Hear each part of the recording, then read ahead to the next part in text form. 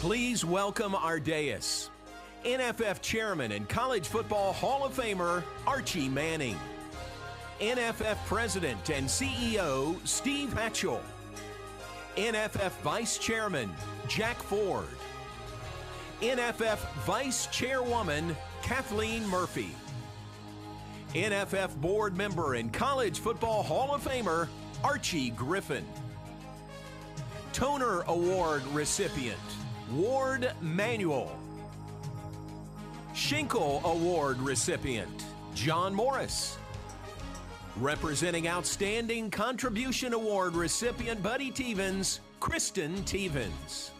Again, please give a warm welcome to our dais dignitaries.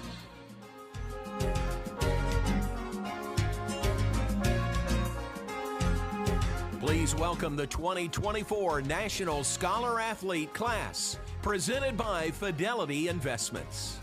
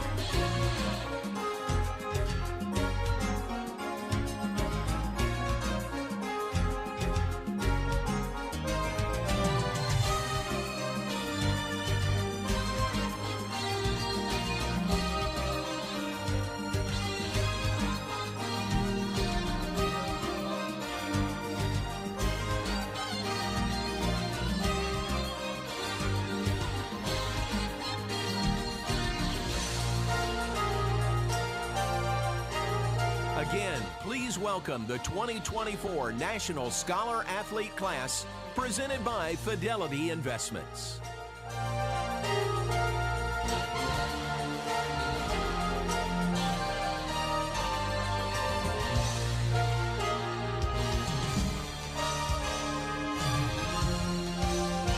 And finally, the moment you've all been waiting for, the 2024 College Football Hall of Fame Class.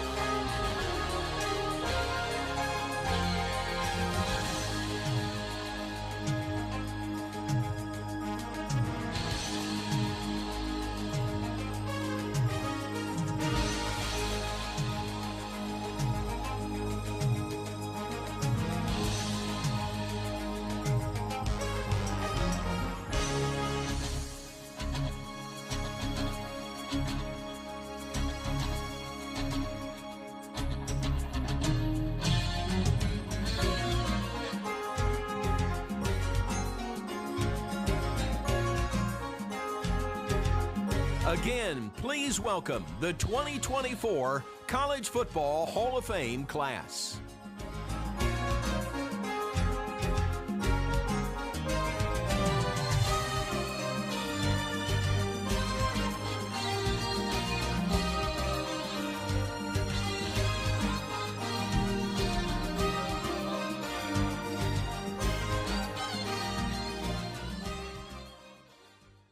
Please welcome NFF Chief Operating Officer Matthew Sine.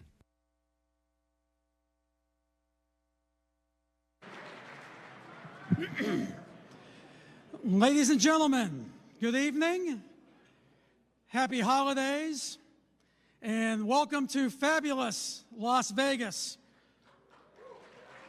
Very good. The home of the National Football Foundation Annual Awards Dinner presented by Las Vegas. And on behalf of our Board of Trustees and the over 12,000 members of the National Football Foundation, it is our honor to welcome back the best of the best, the less than 1%, the members of the College Football Hall of Fame. Let's welcome them.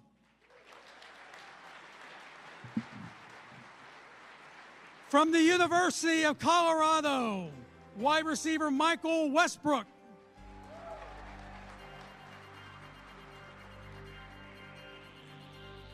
From the University of Colorado, linebacker Alfred Williams.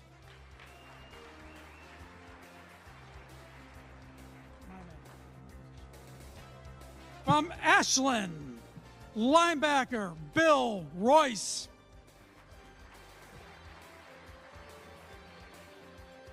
From Montana State University, defensive lineman Bill Kohler.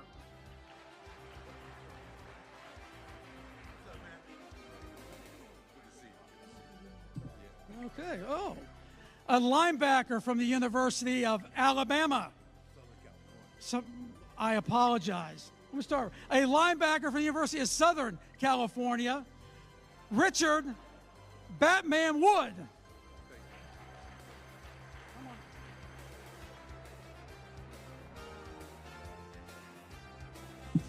From Michigan State University, running back Clinton Jones.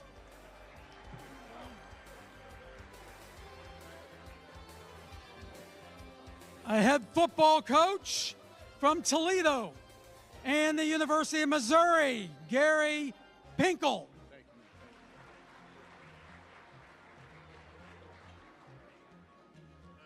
A National Football Foundation Board of Trustee member, a center from Alcorn State University, Dr. Dennis Thomas. Thank you, sir. I always take your card. A linebacker from Penn State University and the host of the new National Football Foundation Good in the Game podcast, LeVar Arrington.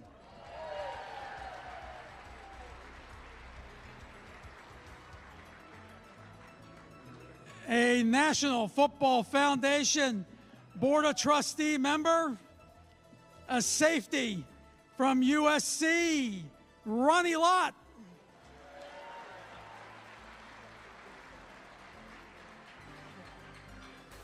A Heisman Trophy winning running back from USC, Marcus Allen.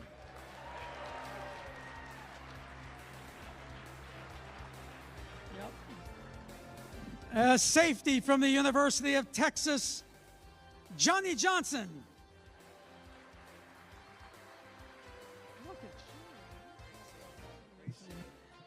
A coach from nearby the University of Nevada, Chris Alt.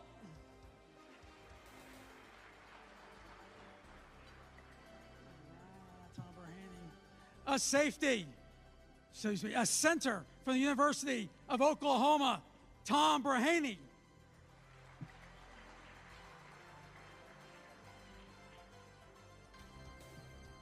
A safety from the University of Arizona, Chuck Cecil.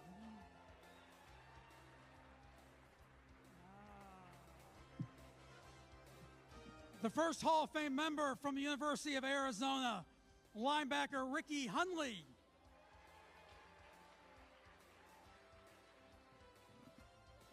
I know who you are. The architect of the Wrecking Crew defense, a head coach from Texas A&M University, R.C. Slocum.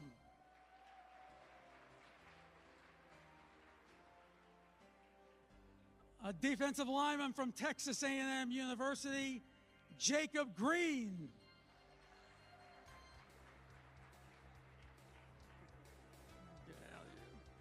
A linebacker also from Texas A&M University, Dat Nguyen.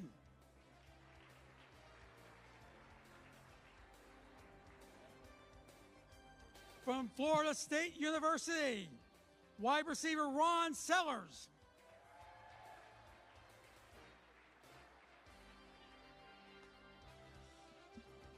Clearly a defensive tackle from the U, Russell, Maryland.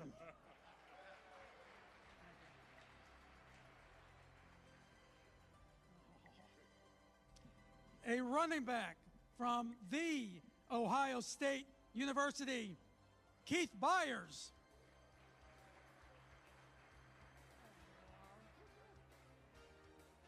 Also from the Ohio State University, linebacker Tom Cousineau.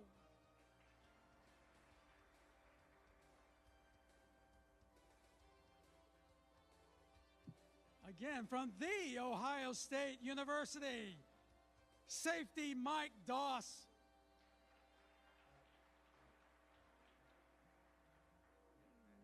A national championship winning coach at Youngstown State and Ohio State, the Senator Jim Tressel.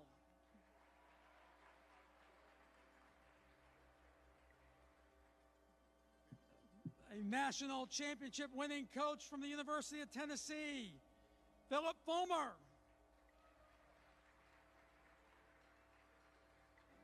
Hang in there. One of 4 men in the College Football Hall of Fame to be elected as both a player and a coach. A Heisman Trophy winning quarterback from Florida, a national championship coach from Florida, Duke, and South Carolina, Steve Spurrier.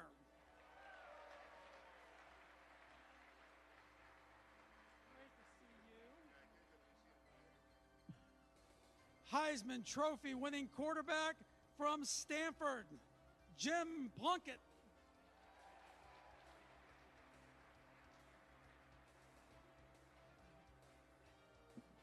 Another quarterback from Stanford University, the newest GM, Andrew Luck.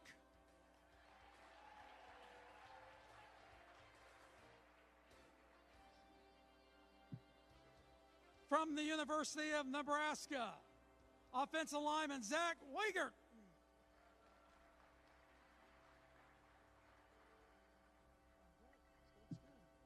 Heisman Trophy winning quarterback from the University of Nebraska, Eric Crouch.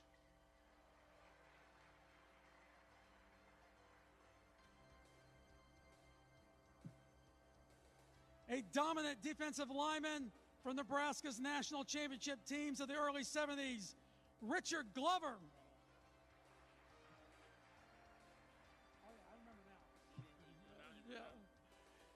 He won back-to-back national championships at the University of Nebraska. Quarterback Tommy Frazier.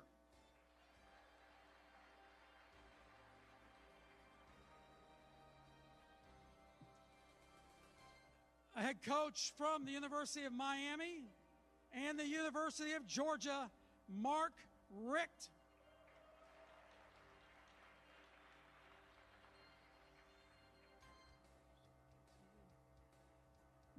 The first place kicker elected into the College Football Hall of Fame from the University of Georgia, Kevin Butler.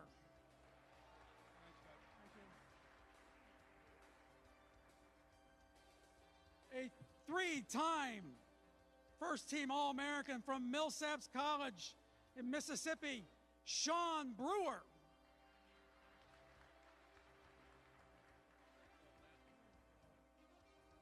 a national championship winning coach from the University of Oklahoma, Bob Stoops.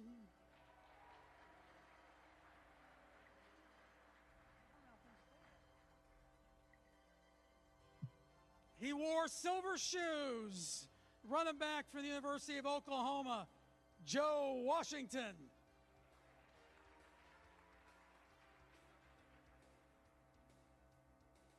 And finally, a three-time national championship coach from the University of Oklahoma, the King, Barry Switzer.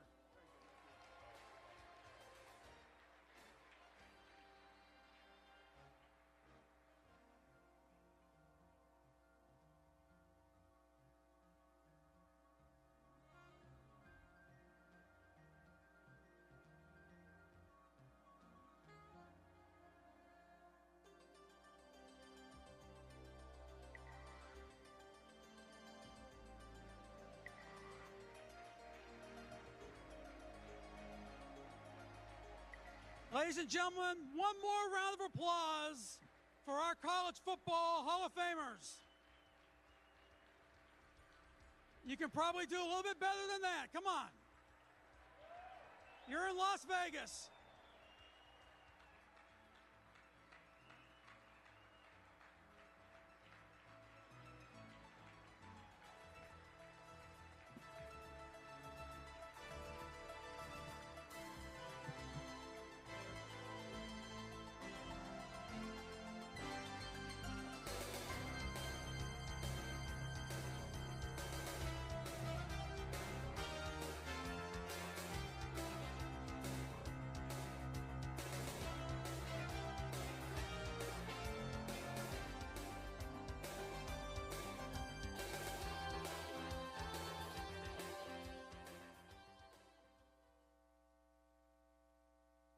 Please welcome tonight's Master of Ceremonies, a former defensive back from the University of Tennessee, from CBS Sports and the NFL Network, Charles Davis.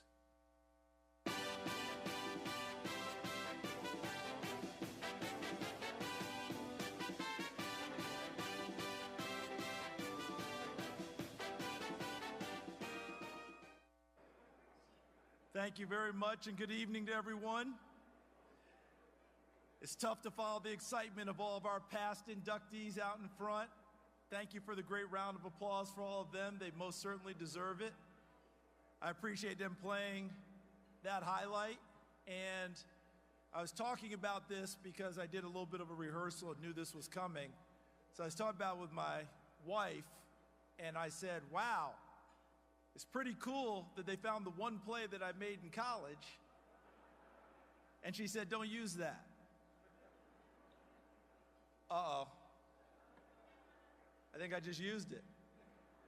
Anyway, honey, by the way, my wife is here tonight, Lisa. She is the president, the GM, the athletic director, the head coach, starting quarterback of our crew. Lisa, stand up, please, and be recognized. Thank you. Appreciate all that. Glad you're all here this evening. We're going to have a lot of fun, I can tell you that. We've got an outstanding class, a lot of other great people to be recognized. And as we begin, we all know that college football is in the midst of historic change. But we must never forget the constants that separate it from every other sport. Whether you head down to Oxford, Mississippi, and you get to tailgate in the Grove, you head to Boulder, Colorado, and watch Ralphie leading out the Buffs. If you're fortunate enough to go this year to the D.C. area, Landover, Maryland to be precise, to see the Army-Navy game, the sun setting over the San Gabriel Mountains on New Year's Day. When you grew up in the East, you loved to see that, and then you asked your parents, why do we live here? And of course, the National Football Foundation's annual awards dinner. While the noise in the system can be deafening, we can always count on the NFF to soften it through programs and initiatives that preserve, promote, prepare, and protect our great game. Also, we know this is a first-class black tie event, right? We all got duded up for this one, suited and booted, right? The women are gorgeous in their beautiful gowns and the heels and the glittering pearls. But this is still football. All right? We're going to have a good time tonight. I saw some people from Texas A&M. There it is. And by the way, when you go to College Station, you say howdy. See, I've been there.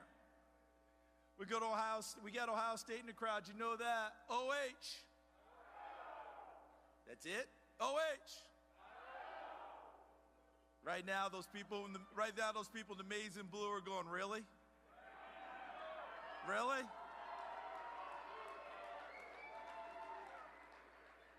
Sorry, Ohio State.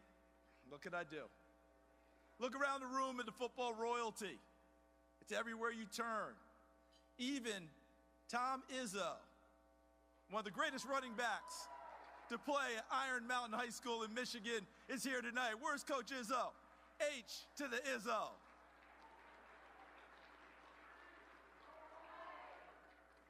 Coach Izzo, we'll talk later. I heard your quarterback, Steve Mariucci, couldn't throw, but we'll go over that later. The point is that tonight is about celebrating the very best of college football, so let's show the love. 2019 Campbell Trophy winner and now the starting quarterback for the Los Angeles Chargers, Justin Herbert, said it best. Football is fun. So let's have a good time tonight. Don't be afraid to show your enthusiasm for these incredible Hall of Fame inductees, National Scholar Athletes, and major award winners. Hey, listen, I've been to Lubbock. I know Texas Tech has a scholar athlete. I know we go guns up, fingers only. All right? Fingers only tonight. I hope everybody who was packing left it in the room. But please, no tortilla throwing. This still is a black tie event, so let's walk the line on that one, okay? Now, it is truly my pleasure to welcome singer and songwriter Sierra Black to perform our national anthem. Please rise.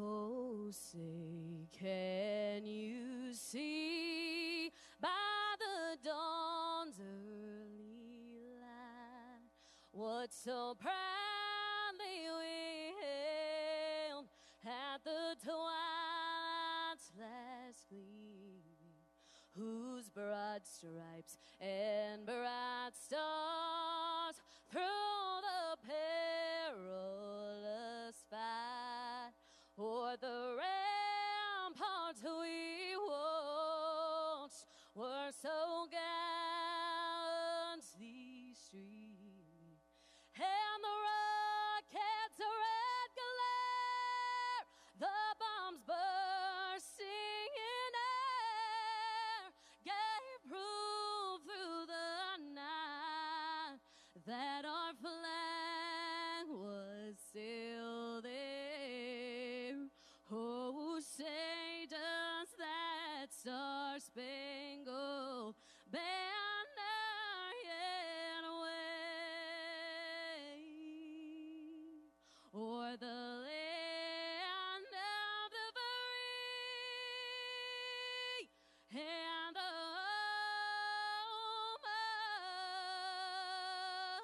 of the brave?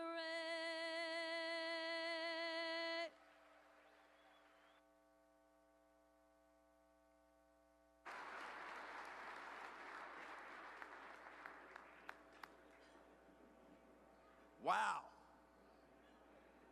As you settle back in, was that not beautiful? Absolutely beautiful. And I don't know about the rest of you, but I'll be two-stepping right to the box office to buy tickets to see her next show. As we begin tonight's festivities, we pause to remember the legends and leaders who over the past year departed us way too soon. This is a tribute to those we won't ever forget.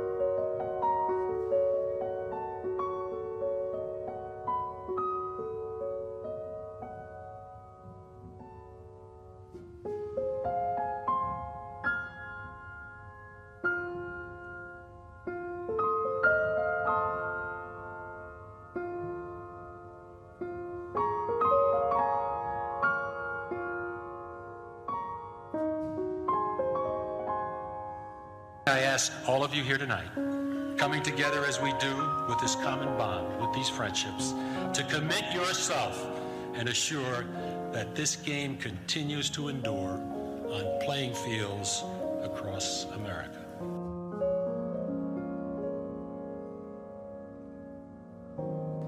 The game is our constituency. It's not just the players, not just the coaches, not just the schools. No, great as they are, it's the game. It's the heart of all we do, and everyone in this room knows that.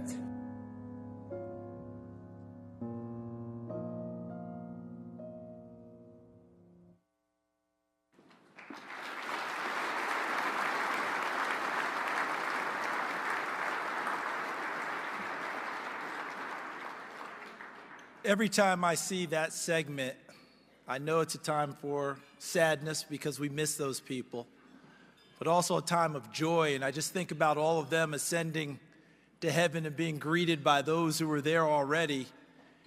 And then, of course, the inevitable arguments break out. What do you mean you can't cut block anymore? Let me get this straight. You can pay a player now? What kind of game are they playing down there? I know they're having a blast up there. That we know. Now, it is my pleasure to welcome Mr. Tyrone Jones, pastor of Church for the City in Yuma, Arizona, and an assistant coach at Yuma Catholic High School, to provide tonight's invocation.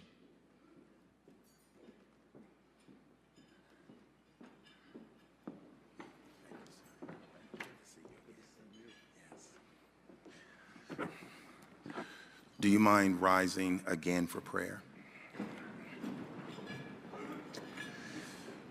Let's pray.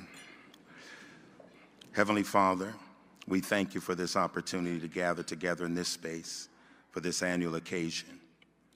We are particularly honored to celebrate alongside these exceptional athletes and coaches. We're so grateful for their talents, their skill and ability that each of us, family and friends, have the privilege to behold. As special as it is for us to celebrate, may each of the inductees enjoy the honor bestowed upon them by us and give thanks for goodness given to them by God. Lord, we also pray for Randy Moss, who is missed here, yet in our thoughts and prayers as he pursues a journey toward healing. We also thank you for this meal that we are receiving. Along with all the friends, family, the Football Foundation, and ESPN family, I pray this in the name of Jesus Christ, my Lord and Savior. Amen. God bless you.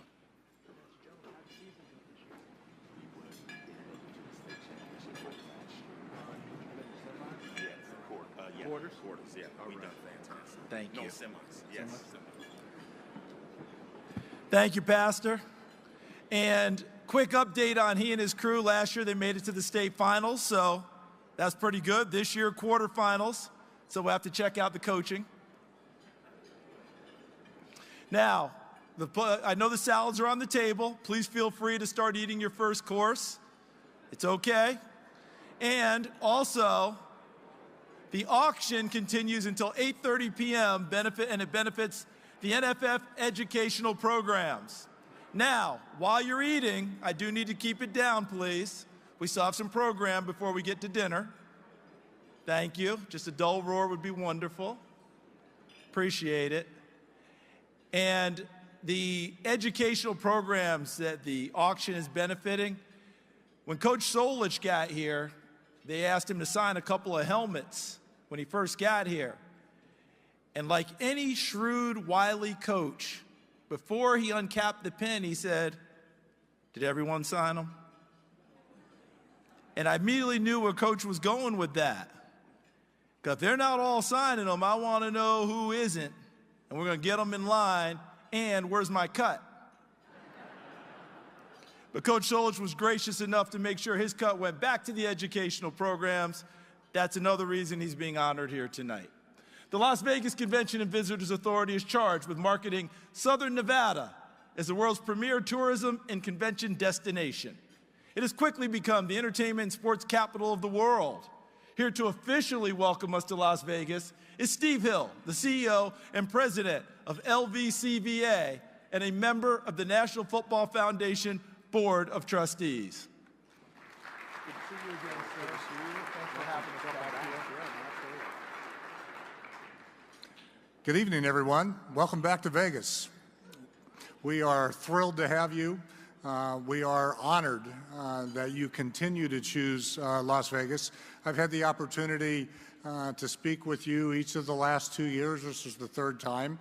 And this time, I'm very pleased to be able to announce that we have extended our partnership with the National Football Foundation through 2026. So you'll be able to come back both in 2025 and 2026.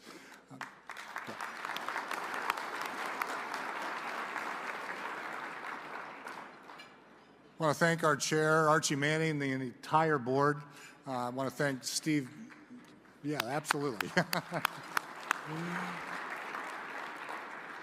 want to thank Steve Hatchell and Matt Sine and everybody on the NFF team for all of your partnership. It matters to us that you're in Las Vegas. With all the humility we can summon, we have announced that we are the sports and entertainment capital of the world. And we could not do that without college football. It means a lot that you're here with us. I want to thank the inductees. I want to congratulate the inductees. And I want to thank and congratulate all the award winners here tonight for being here. Congratulations for all that you've accomplished and all that you will continue to accomplish. I hope all of you have a great evening. We look forward, as Charles said, to having a lot of fun with you tonight and welcoming you back for the next couple of years. Thanks, everybody.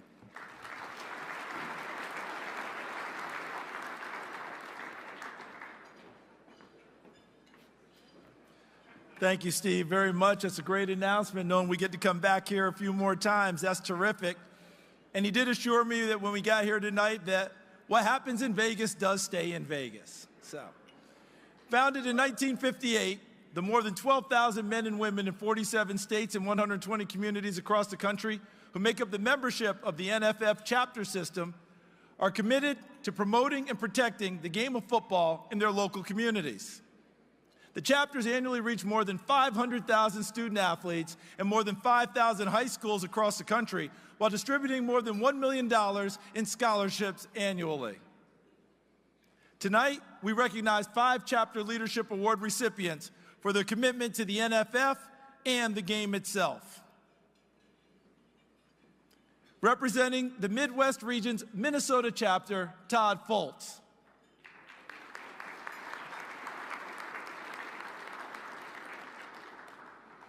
From the West Region and the Los Angeles chapter, Christian Gascu.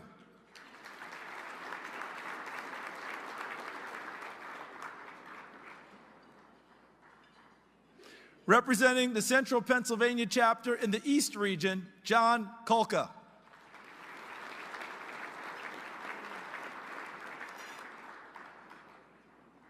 From the Northeast Region's Vermont chapter is Carrie Lamb.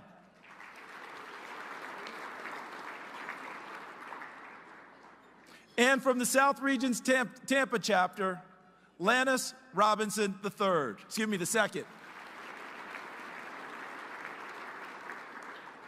Congratulations to all. A hearty round of applause for them, please.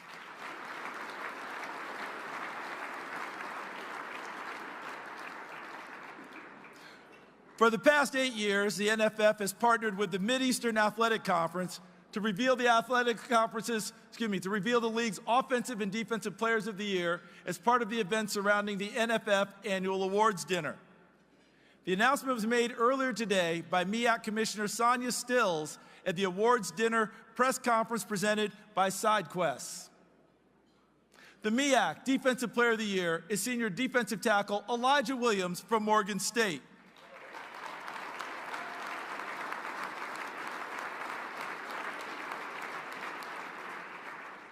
Known in the Morgan State community as Agent Zero, Elijah leaves as the school's all-time leader in sacks and tackles for loss.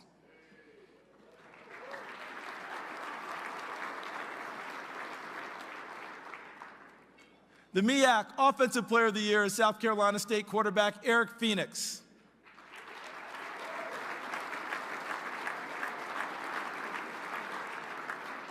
The graduate student led the Bulldogs to a MEAC title, going undefeated in conference play, and a berth in the Celebration Bowl versus Jackson State this Saturday, live on ABC.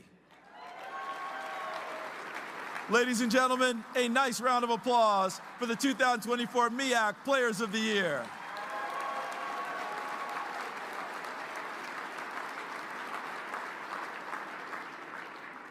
Congratulations, guys, and continued good luck and best wishes. And Eric, big ball game this weekend. The Outstanding Contribution to Amateur Football Award applies to individuals who have made significant contributions to the game of football, either to the manner in which it is played and coached, or to the manner in which it is enjoyed by spectators.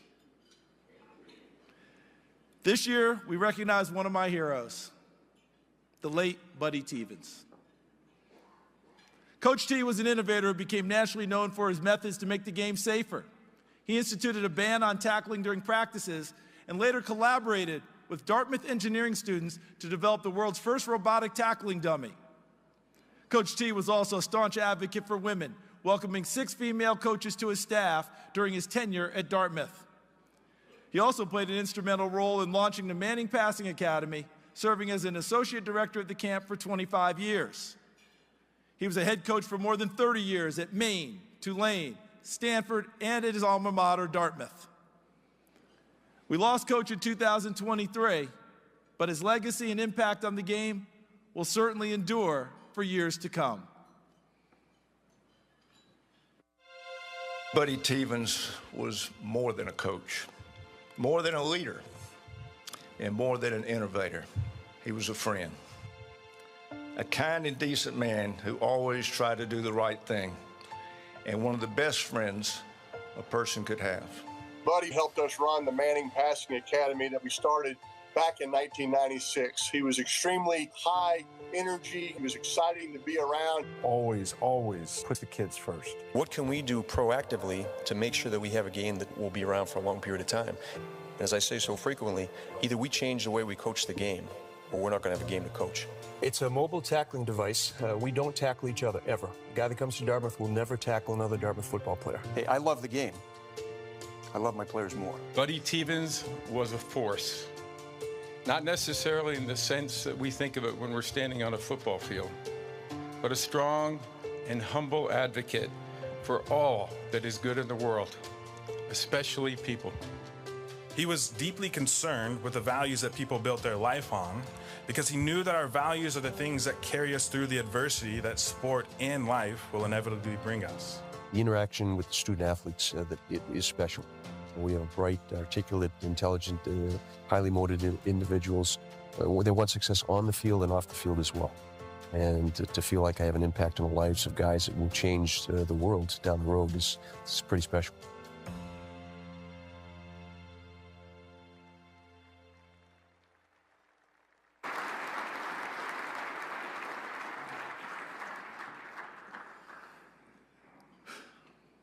Here to accept, on behalf of Buddy's family, including his 2 children, Lindsay and Buddy Jr., and his 4 grandchildren, is his beloved wife of 38 years, Kirsten.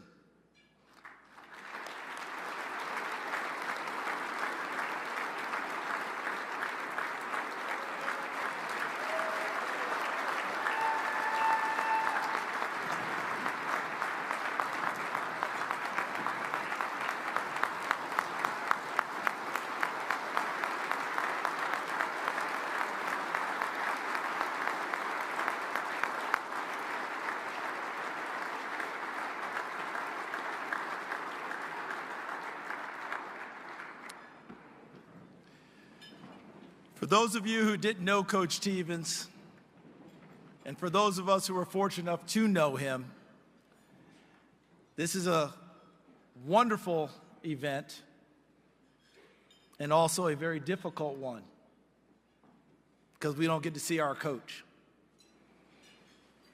But we see you, Mrs. Tevens. Lindsay, we saw you. Ken, Tara, you're here as well. It's an incredible family. And as I said, he was one of my heroes. Mr. Manning, you introduced me to him years ago, and then first thing he said at your camp, he saw me and said, next year you're going to coach in this camp. And I looked around, who was he talking to? Talking to you. You will coach in this camp next year. He had that kind of personality. And I did. And messed up kids for the next 15 years. So for all you coaches who got kids that I coach, you're like, where did you learn that technique? Well, here you go. One more time, ladies and gentlemen, the 2024 Outstanding Contribution to Amateur Football, Buddy Tevens.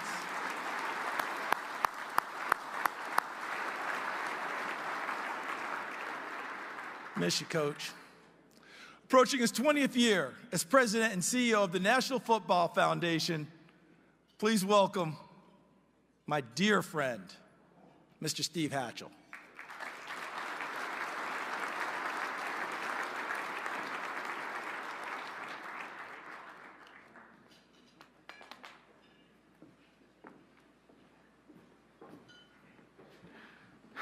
Thank you, Charles. Thanks for being with us tonight. You're a great part of our family, and we appreciate you very much. Good evening, ladies and gentlemen. It's so wonderful to be on this journey with you tonight. This is the 66th annual National Football Foundation Annual Awards Dinner, and when you go back and look, which we've done, you look at our staff and you look at our marvelous Board of Trustees, you look at the history.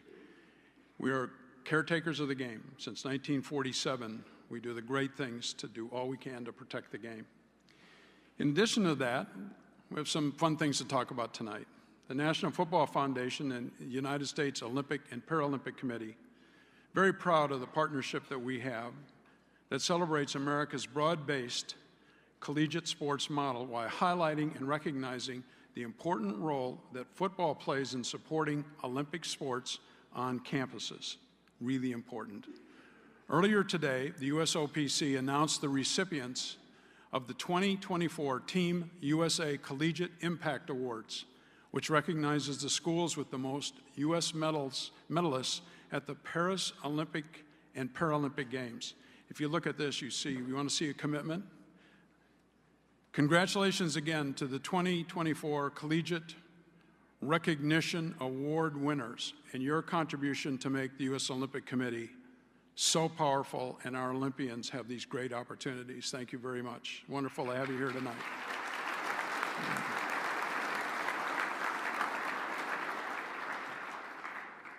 And speaking of excellence, we have some very special people we want to recognize tonight. First presented in 2007, the NFF Legacy Awards honors individuals and organizations who have made extraordinary contributions to the NFF, and they embody everything that we do on our mission.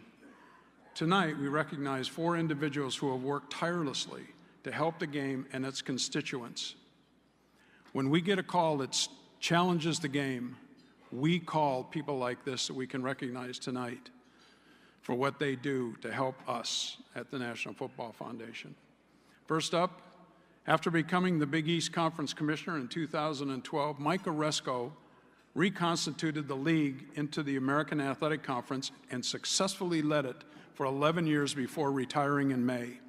He navigated the conference through a period of near constant change, including a physical move to his headquarters in Texas. Under Oresco, the American boasted a college football playoff semifinalist, victories in the Cotton, Fiesta, and Peach Bowls, and 2 monumental media rights agreements with ESPN during his tenure, and a great friend of the National Football Foundation, Mike Oresco. Michael.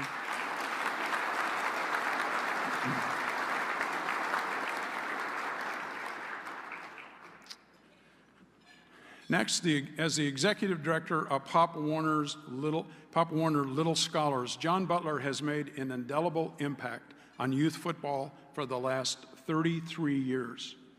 With the well-being, education, and character development of our nation's young people at the forefront, John oversaw the expansion of the Pop Warner Super Bowl in Orlando, enhanced cheer and dance competitions, and saw the All-American Little Scholars grow exponentially during his tenure. Marvelous things for youth football. We're better because of what he's done. John, congratulations. We appreciate you.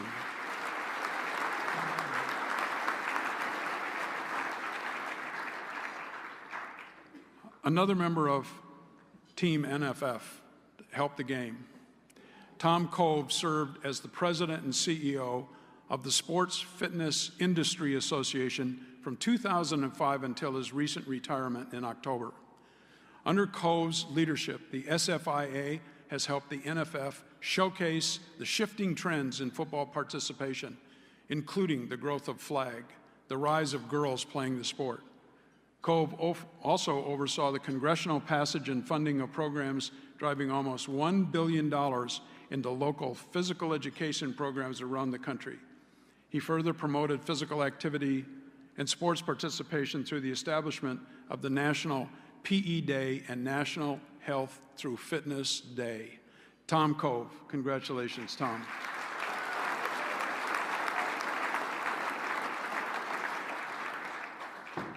And finally, we'd like to recognize Mr. Tom McMillan. Tom has served as the president and CEO of Lead One Association from 2015, until stepping down this past September. In moving the organization to Washington, D.C., closer to the nation's policymakers, the former congressman, all of his leadership skills greatly influenced how intercollegiate athletics are perceived while trying to forge a path forward. The organization has been a key advocate for the future of college athletics and a big booster of football and the NFF. Tom McMillan. Thank you, Tom. Ladies and gentlemen, the 2024 NFF Legacy Award recipients. Thanks, you guys. Thank you very much.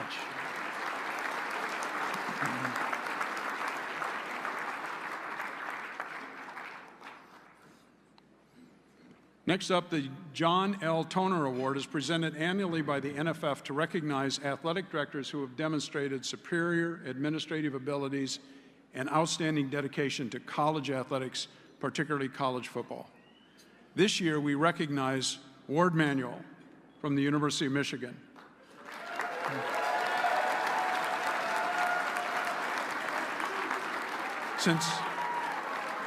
Since 2016, Manuel has overseen UM's 29 varsity teams, nearly 1,000 student athletes.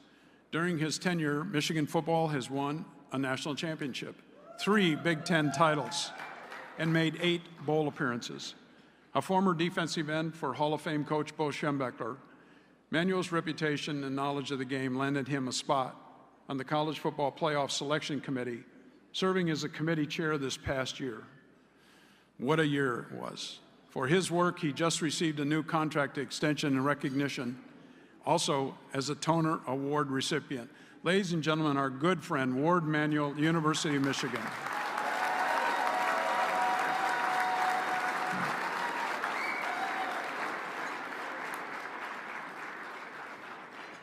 Thank you, Ward. Presented annually, the Chris Schenkel Award recognizes a broadcaster with direct ties to a specific university who has had a long and distinguished career broadcasting college football. We all have our special ones. Baylor University alum John Morris has been the voice of the Baylor Bears for more than 3 decades. For 441 consecutive games, Baylor fans have enjoyed the captivating voice of John Morris as they've traversed up and down Interstate 35 in Texas and beyond, rooting for the Bears. He got his start with Schenkel awardee Frank Fellon, working as a color commentator before taking over play-by-play duties in 1994. He was on the call for the Hall of Fame coach Grant Taft's last game, RG3's historic run to the Heisman, and the record-breaking 2021, which included wins in the Big 12 Championship and in the Sugar Bowl. A 2019 Texas Sportscaster of the Year, John is Baylor's Assistant Athletic Director for Broadcasting and hosts a sports radio talk show on ESPN Central Texas. It's going to be 1st and 10 for the Bears at the OU 34. Griffin steps back in the shotgun, empty backfield again. 15 seconds to go. Griffin steps up, slides to the left side. He's throwing for the end zone. Touchdown! Oh, it's caught! Oh, my goodness! Touchdown, Bears! Touchdown, Baylor! Oh, it's caught by Terrence Williams! Touchdown, Bears! With 8 seconds to play!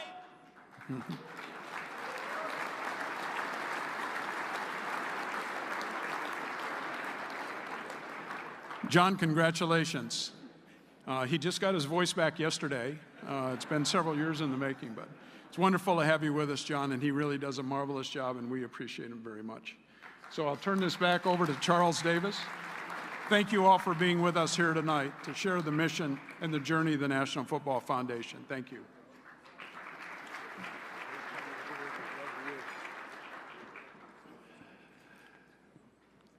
While those awards were being presented, I was just struck by all the levels and all the football that was encompassed by awardees. We're talking flag football, which is going into the Olympics, Pop Warner football, where a lot of us got our start and started rolling, right? College football, Mr. Oresco taking them to new levels. Our other award winners. Ward Manuel, I've known for a long time. I was just glad I didn't play offense when you played, Ward, so I didn't get beat up like that. John Morris, I've known for many, many years. Congratulations to you, and that was a great call. Now, John, I'm a color analyst, and we were always taught not to step on the call of the play-by-play person. So I don't know who's in the booth with you, but you must like them an awful lot, because I had a play-by-play person tell me, if you step on my call, I will punch you in your face. So John's a lot nicer than that. But congratulations to everyone.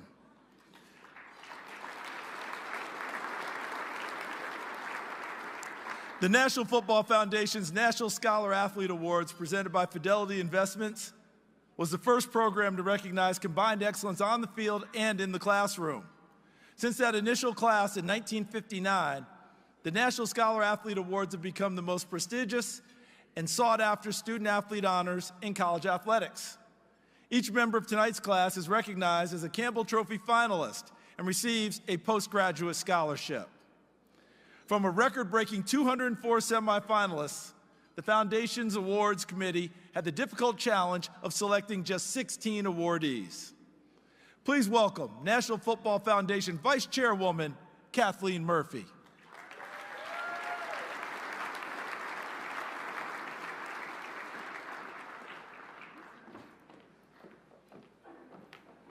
Good evening.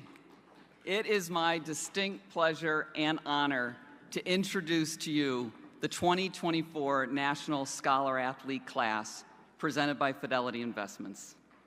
You know, I serve on the awards committee, and each year we're so impressed with the quality of our nation's college football scholar athletes.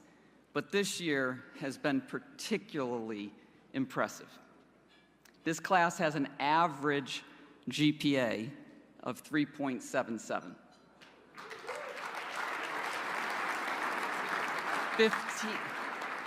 15 have served as captains. 13 have already graduated, including 2 who have also earned master's degrees. 8 are All-Americans. 6 are academic All-Americans. 15 are all-conference performers, including 6 Conference Players of the Year. And 15 are playing in the postseason. Let's take a look at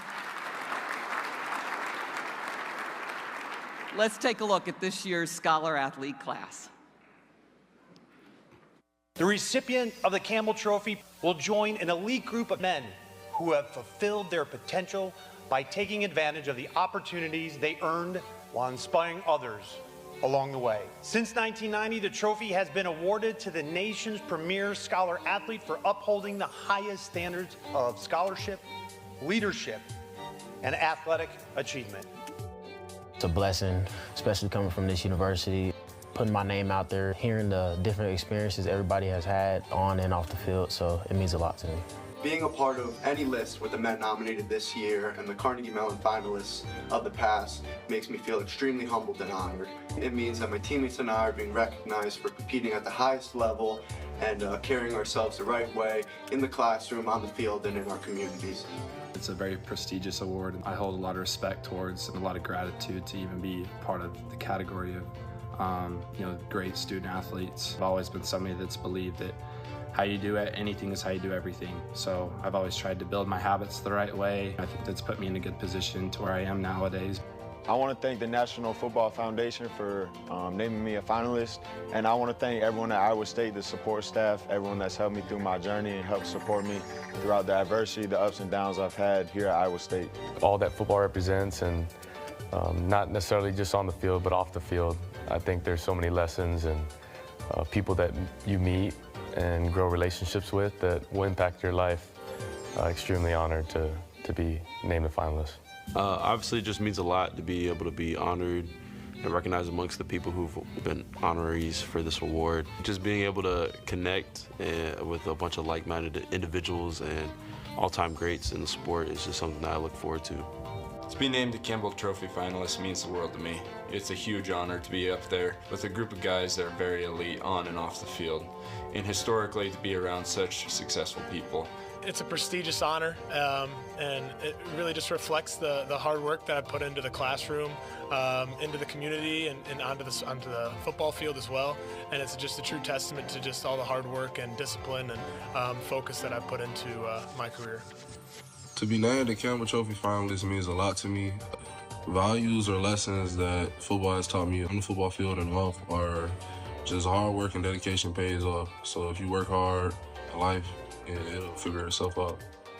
Looking at people who have won it in the past, reading the stories of the finalists this year, just to see that you're part of such an amazing community, and a community that's done so much and is so impressive, it really means a lot to be part of that small group. I realize how blessed I've been by God and to have such great opportunities in my life. I really can thank my parents for that. From a young age, they always taught me to try to be the best in whatever I was doing, whether that was academics or athletics or being a good person, having good character. It's quite an honor, quite a blessing. I just want to thank my professors. I want to thank my coaches. I want to thank this university. Everyone who made this happen in my life. I want to thank my parents for raising me the right way and to put school first always. When I committed to the University of Texas, I knew I wanted to get a degree from the McCombs School of Business and to be recognized for that achievement that I did this past year. And for my work on the field, it's a huge honor to me. It's a culmination of all the hard work that, not only that I've put in, but, everybody that's helped me get to this point, from all my academic advisors to all my football coaches to all the hard work that my parents put in to get me to where I'm at. There's a bigger purpose when it comes to being a student athlete. I was pushed as a kid to achieve every aspect when it comes to college. Our coaches just acknowledging that it's football and academics when it comes to how passionate we are in the classroom and on the football field. To be the first UNLV player to ever be a Campbell finalist means everything to me. I poured my heart and soul into this program, and they've given me everything back. I'm just really honored and blessed.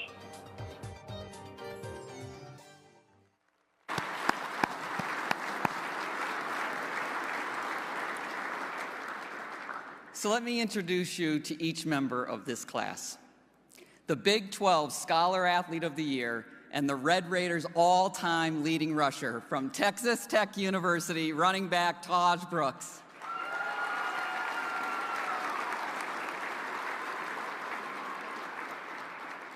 From Carnegie Mellon University, just the 6th player in D3 history to be named a 3-time AFCA All-American, linebacker Robert Corey.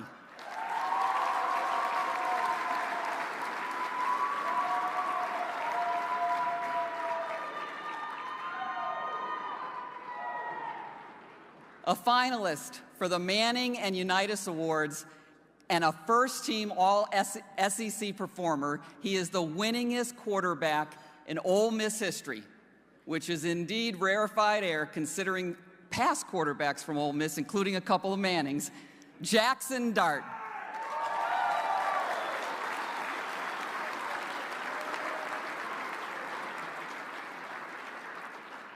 From Iowa State University, all Big 12 defensive back and 2-time captain, Bo Freeler.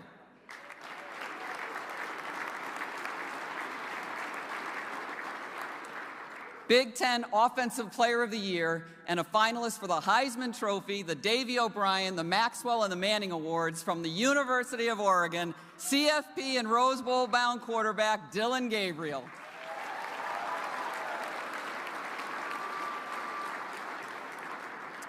From the University of Louisville, All-ACC defensive lineman Ashton Gelati.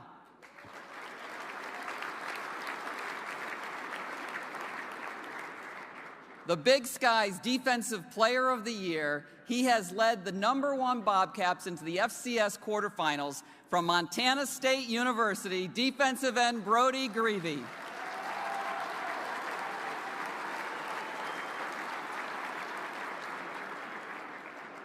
From South Dakota State University, the reigning Walter Payton Award winner and finalist for the FCS Doris Robinson Scholar Athlete Award, quarterback Mark Gronowski. Now, Mark could not be here with us tonight because he's preparing for the Jackrabbits quarterfinal playoff game this weekend. An all-MEAC linebacker and 3-year captain from Howard University, Terrence Holland.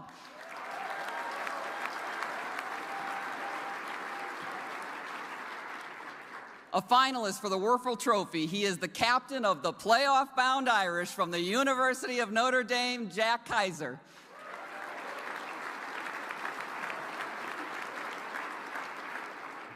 He is the back-to-back CCIW Offensive Player of the Year and has the #1 North Central College in the NCAA Division III quarterfinals, trying to win his 3rd national title in 4 years, quarterback Luke Lanin.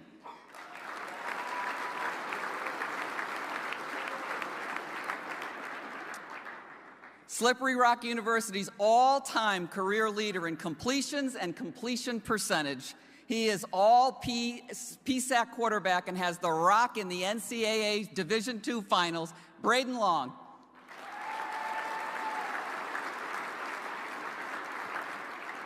From the University of Texas, the anchor of the Longhorns offensive line that was named a finalist for the Joe Mort Award, he's headed to the college football playoff, all-SEC center Jake Majors.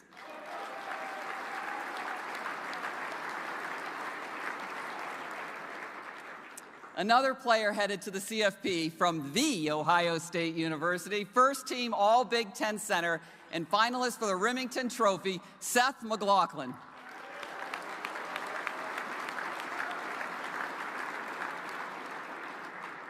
From the University of Alabama, this quarterback has led the SEC in total offensive touchdown and points per game, Jalen Milroe.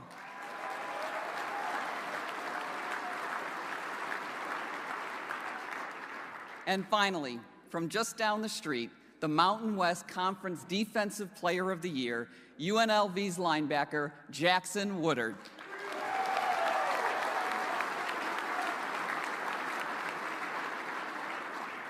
Ladies and gentlemen, your NFF National Scholar Athlete Class of 2024, presented by Fidelity Investments.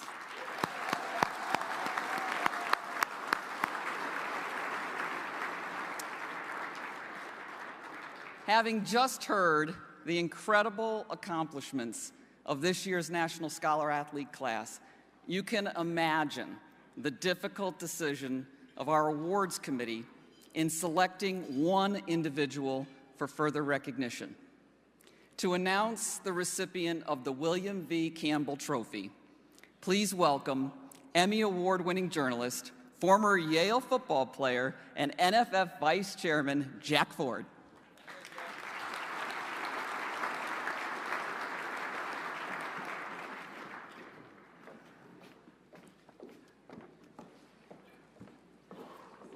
Kathy, thank you.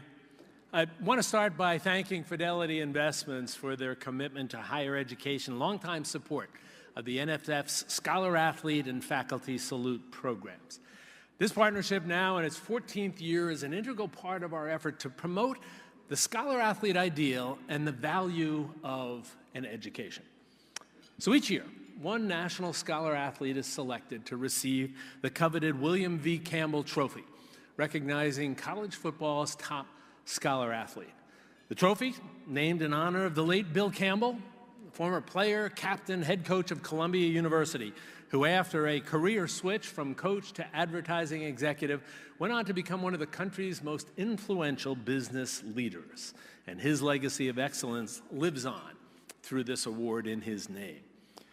Joining us tonight, we're delighted to have 4 former recipients of the Campbell Trophy. When I call your name, I'm going to ask you to stand up and wave if you would.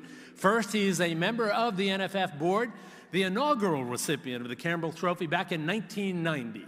From the United States Air Force Academy, Dr. Chris Howard.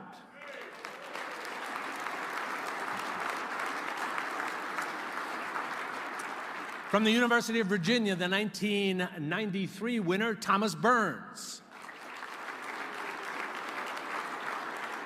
The 1988 recipient from Marshall University, Chad Pennington.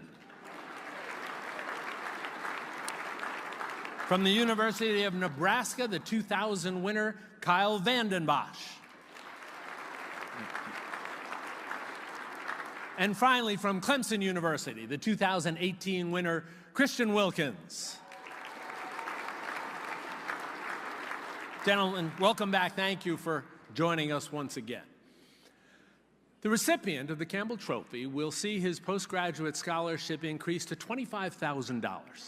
It's also going to be recognized Thursday night on ESPN's College Football Awards show at a reception in his honor at the New York Athletic Club next week, during halftime of the Sun Bowl on CBS, and at the CFP National Championship. Now, the inscription on the Campbell Trophy reads, "Presented by the National Football Foundation to the nation's premier scholar athlete for upholding the highest standards of scholarship, leadership, and athletic achievement, and for serving as the living embodiment of our mission to build leaders through football."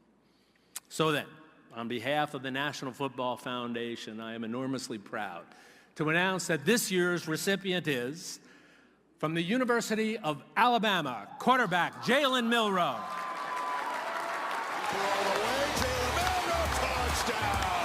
Milroe puts it right on the money. Great design play. Alabama right now all over Georgia. Milroe is some room outside. Milroe, touchdown! Milroe fires up the sideline. Caught, touchdown! Woo! Milroe is that dude.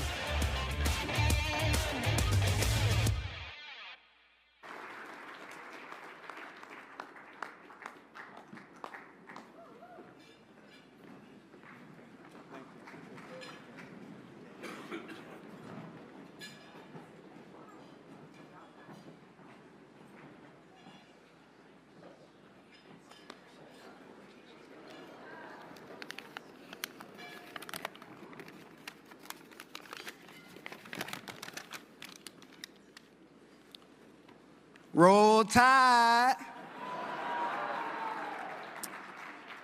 Good evening, everybody. I want to first off thank our Lord and Savior for the opportunity to be a servant leader. Another breath of life is always an awesome opportunity to shine your light on someone else besides yourself. I'm very thankful for the position I'm in today. So most importantly, I want to thank my Lord and Savior. So I'm truly appreciative of Him for directing my path.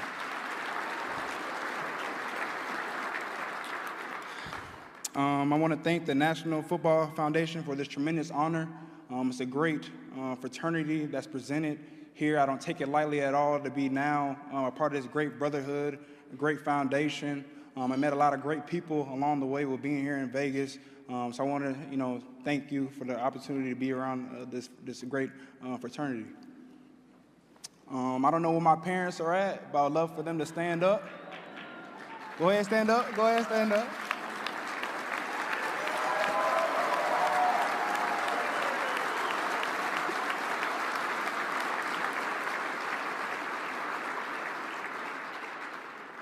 So I love to use the analogy of the bowling alley and the bumpers on the side. And so I consider myself the bowling ball. And so when you roll the ball down the alley, on the sides, the bumpers. And I consider my parents the bumpers on the side, which pushed me along the process of life and not getting weary in the process. Those are the people that I lean on through everything. They're great. They're the foundation of who I am as a person. They set the foundation of what right looks like. They're great human beings. They love to serve. They love to pour their all into their kids. So I'm truly appreciative of them. And every opportunity I get to show, and put in display all the hard work they put into me and my siblings, I would love to do so. I'm tremendously, thankful to have great parents that I do. They support me on and off the field.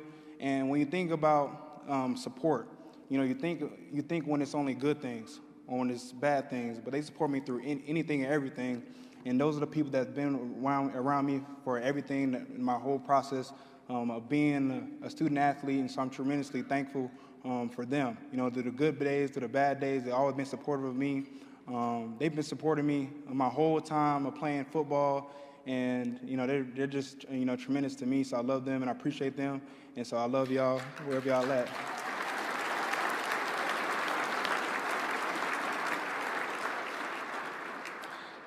Now, from the University of Alabama, I want to, show tremendous thank you to President Bell, Greg Byrne, and our whole academic staff. Those are the people that set the foundation of what right looks like. They're the leadership that is put in display at the University of Alabama, and those are great people. Those are people, I believe that football is a beautiful vehicle. You meet a lot of great people along the way, and being a person from Texas and meeting those people, it came from the game of football. So I just want to show tremendous honor and pride of just wearing the script A each and every day, but those are the people that set what right looks like. So I want to say thank you to them. I saw Greg Byrne somewhere. I don't know where he's at, but I want to say thank you. To my coaches, Coach Saban, that was my first coach that, gave me a chance of pursuing my career in college football. And as you think, he's a football coach, but he wants us to be the best version of myself on and off the field. And he set the foundation of what that looks like and setting the foundation, setting the direction that we all must follow as players. So I'm so thankful for the opportunity to be the starting quarterback for him, and also, just wearing the script A at the University of Alabama. Secondly, with the opportunity of being coach under Coach DeBoer, it's been awesome, the journey through the wins, losses, through the process. I learned so much being around him, and the standard of excellence is still set very high at the University of Alabama, so I'm truly thankful for him. Since I was a kid, academics has always been a huge part of my life. So I have two divisions in my house. So I have football coach dad, and I have academics mom. So, of course, we got to hit the field hard. We got to start early, bright and early. My dad get off of work, and as you can think, after school, you got to take care of academics. So you got pops, that's like, hey, Jalen, we need to go to the field. You got mom saying, hey, what's 2 + 2? So we're going in between. You take care of academics, take care of football, but they've, set the standard of pursuing everything when it comes to academics, when it comes to football, because at the end of the day, you have to take care of both, and it's so important, and that's my advice to anyone out there. You got to take care of both, and we're more than athletes, we're student athletes, and it's so important, and it set the standard of that in my household.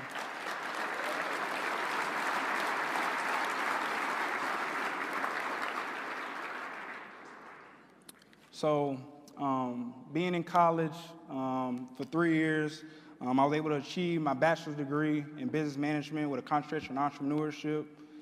And now this weekend, I'll be getting my master's degree in sports management.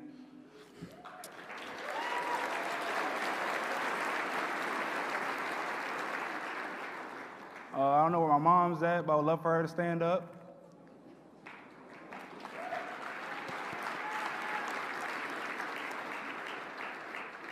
So my mom has 2 master's degrees, so I'm trying to chase that, but she has 2 master's degrees. So I would love to show her appreciation too.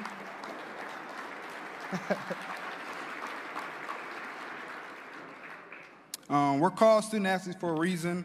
I've used football as a way to help me achieve all my goals that I have set for myself when it comes to on and off the field. I think academics are truly a reflection of how much you put into something. And I think that's something that I try to have equivalent when it comes to the football field, when it comes to academics, is trying to pursue it to the best of my ability and be the best version of myself when it comes to pursuing those goals. And so, I've had great people around me, like I mentioned this whole time, but I just want to say thank you for everything, the National Football Foundation, for this tremendous opportunity, for the people that paved the way of this foundation. I want to say thank you. Thank you for the opportunity to speak to y'all today. And roll tide.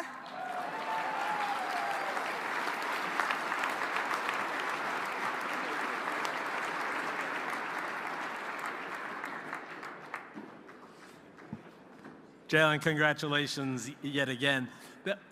Those of us at the NFF say this often because it deserves to be said often. To anyone who has any doubt about the value of this great game of ours and about the value and the accomplishments and the young men that it produces, we'd invite them to spend 5 minutes with any one of our honorees here this evening, any one of these scholar athletes. And if they did, after 5 minutes, they would get it. Ladies and gentlemen, once again, round of applause for the entire National Scholar Athlete class.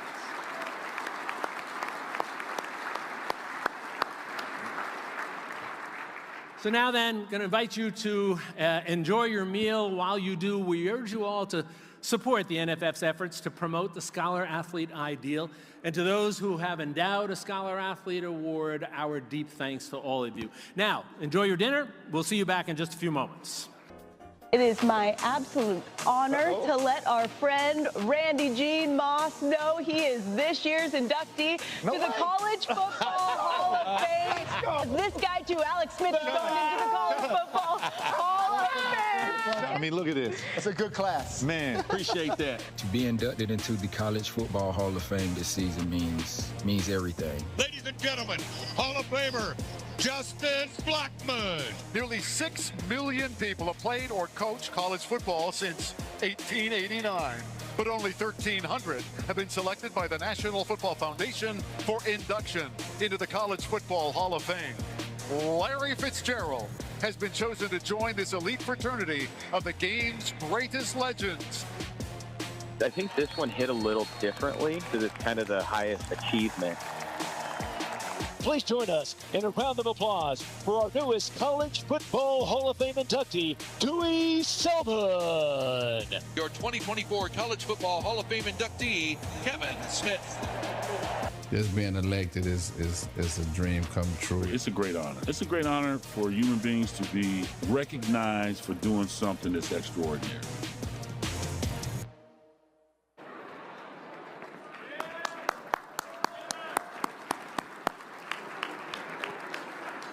Thank you, everyone. I hope you enjoyed dinner. Hope you enjoyed visiting. Just indulge us. We're hitting to the portion of the evening of why we all came. Won't be long now. We will formally induct these incredible student athletes into the College Football Hall of Fame. For those of you bidding on auction items, this is your last chance. Proceeds go towards the NFF educational programs and initiatives. I was told it would close at 9 o'clock. So I think we're getting very close to that time. Maybe they'll give you a couple extra minutes, but if you get that opportunity, please do so. Now,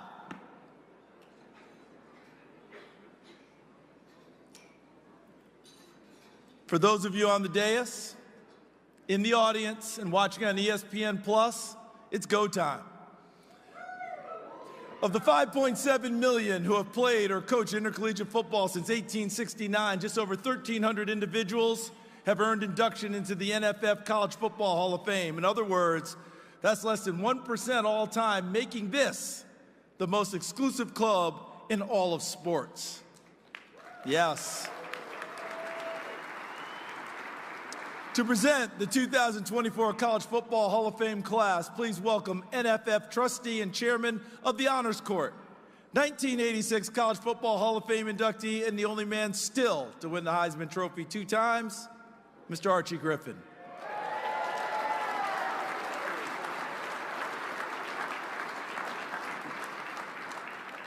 How's everybody doing? All right. It is my pleasure to introduce the players that make up the College Football Hall of Fame class of 2024. Representing 6 different decades, the class includes 8 unanimous All-Americans, 8 multi-year first-team All-Americans, 10 winners of college football major awards, and 7 conference players of the year, 7 national champions and 12 members of conference championship teams, and 9 players who still hold school records. Let's meet them. 2-time Biletnikoff Award winner and the first wide receiver in history to be named Big 12 Offensive Player of the Year from Oklahoma State University, Justin Blackmon. When you are a great receiver, it doesn't matter what kind of coverage you put on. Blackmon fits that bill. The pass is caught by Justin Blackmon. Pistols firing. If they see one-on-one, folks, forget about it. Here comes the fade to 81. Throws deep on 2nd and 7, looking for Blackmon, and he has it. And off he goes for a touchdown.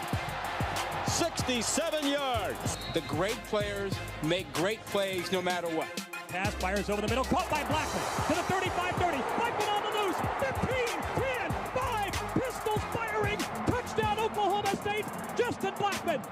2nd and 8, OSU from the Stanford 17. Whedon gets a shotgun snap, back to pass, throws over the middle. The pass is caught by Blackmon, and he takes it into the end zone. Pistols firing. Touchdown, Oklahoma State. Give him 3 on the night. Justin Blackmon. Justin Blackmon.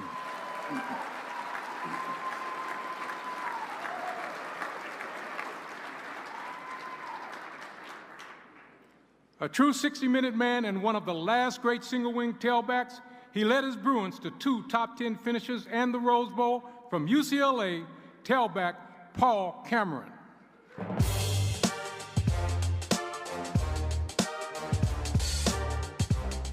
UCLA team is in right formation. Cameron is again going back to pass, and there he hits Stitz on a crossover. Cameron goes out and he slashes back, which is his favorite play, and he goes in for a touchdown.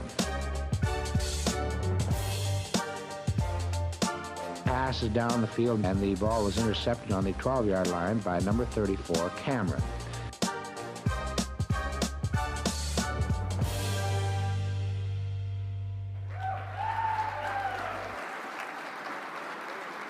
Representing the Cameron family tonight is Scott Cameron.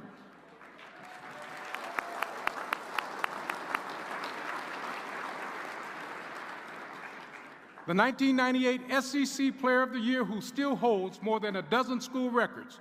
From the University of Kentucky, quarterback Tim Couch. Couch, short drop, looking left, throwing for the end zone, open, touchdown!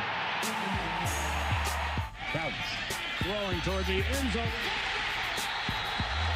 Couch looking for Yeast, throwing for Yeast, touchdown, Kentucky! You can't beat a champion. You can't beat a guy that don't want to lose. Couch looking into the end zone, if nothing there, he might run it into the end zone. Touchdown, Kentucky. He's looking for him. Takes the secondary receiver. That's Homer. Down the sideline. Touchdown. On 1st and 10, it's Couch throwing to Coleman. Touchdown. Couch drops back. Plenty of time. Throwing across the middle. Caught! Yeast at the 5. In! The drought is over!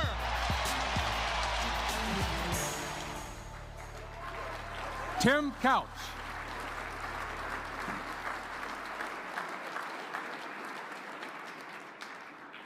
From Florida State University, the first Seminole in history to post 3 consecutive 1,000-yard seasons, running back and national champion Warrick Dunn. Mr. Sensational, Warrick Dunn. Hand off to Warrick Dunn, finds a hole to the 10, down to the 5, touchdown Florida State. Warrick Dunn, his first rushing touchdown of his career. Dunn daylight, 10, 5, 3, 2, 1, touchdown Florida State. He just looks bigger when he gets the ball under his arm, doesn't he? Again, the handoff to Dunn. Dunn pops it free to the 25. He's to the 30. Stiff arm to the 35 to the 40. He's to the 45. He's to the 49-yard line. He's got a new 1,000-yard season. He gets in the ACC record book. 30, 25, 20, 15, 10, 5. Touchdown, Florida State, Warrick Dunn.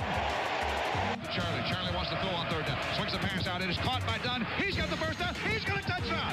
Touchdown, Warrick Dunn. Runs to his left. Throws it downfield. It is caught by Dunn. He's got the first down to the 40. Down to the 50. Down the sideline to the 40. Down to the 30. He separates. He's to the 20. To the 10. To the 5. Touchdown, Florida State. Warrick Dunn.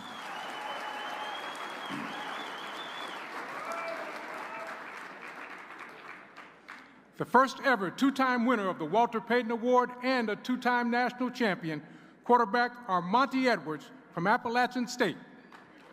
True freshman Armonte Edwards from Greenwood, South Carolina. He was the 5th player ever in Division I football with 2,000 passing yards and over 1,000 rushing yards in a season. I mean, you've got a freshman quarterback. I mean, he was determined to lead his team. Back-to-back national titles for Jerry Moore and the Mountaineers. Appalachian State has stunned the college football world. One of the greatest upsets in sports history. And he runs like he's 220 pounds with surprising power. And it's designed for Edwards to keep, and that's what he can do. When you have a quarterback that decides to become the hitter rather than the hittee, that's just something you don't see every day. Monty Edwards.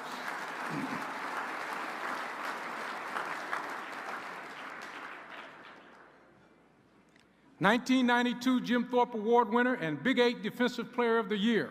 From the University of Colorado, cornerback Deion Figures. This is it. The lob, Bailey, intercepted by Figures. And number 2, Deion Figures with a big interception. Pressure is on, goes for the end zone, intercepted by Deion Figures. Looking for the end zone, he's there. And a great defensive play, number 2, Figures. Deion Figures is one of the best defensive backs in the Big 8. Figures is a dangerous punt returner. He's a great cover guy at corner, but he also can bring him back for you. Intercepted by Colorado, Deion Figures. And Figures runs out the clock. Deion Figures.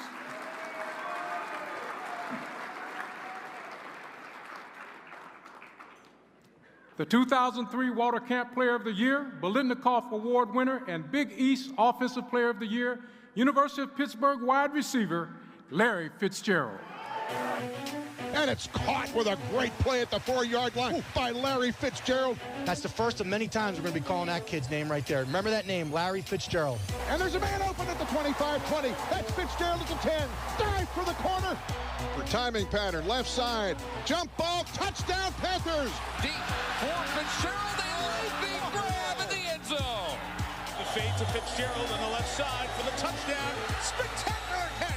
Man alive, is he good with the ball in the air. Nobody better. Has time to fire one deep. Fitzgerald open. A diving catch for a touchdown. Wide open Fitzgerald. And he jukes him out 35-30. Oh my, what a catch by Fitzgerald. Mercy. Comes Rod, throws it down the field, and it's caught inside the 10-yard. Larry Fitzgerald in a triple cover situation. Larry Fitzgerald.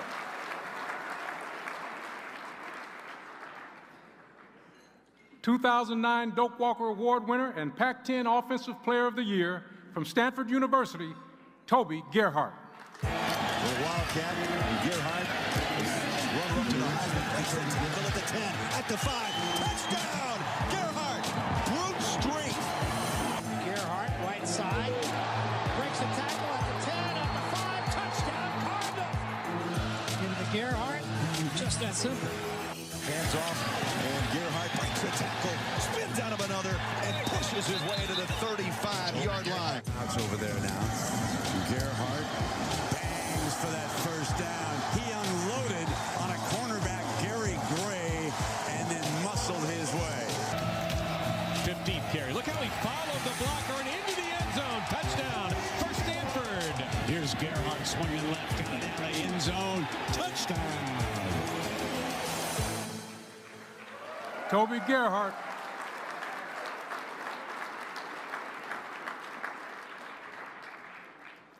From the University of Arkansas, the Southwest Conference Player of the Year, led the Hogs to wins in the Cotton and Orange Bowls, defensive tackle Dan Hampton. Dan Hampton has all the fire of an Arkansas Razorback and was rated one of the quickest defensive linemen in college football. First down from the 14-yard line. Dan Hampton, number 86 from Jacksonville, Arkansas. Big man, 6'5", 259. The key turn, he's done. Back at the 19-yard line, Dan Hampton. Look at the time he's got here, and he's buried there. Dan Hampton. This is what he says. Outstanding skate. They run down from behind by Dan Hampton.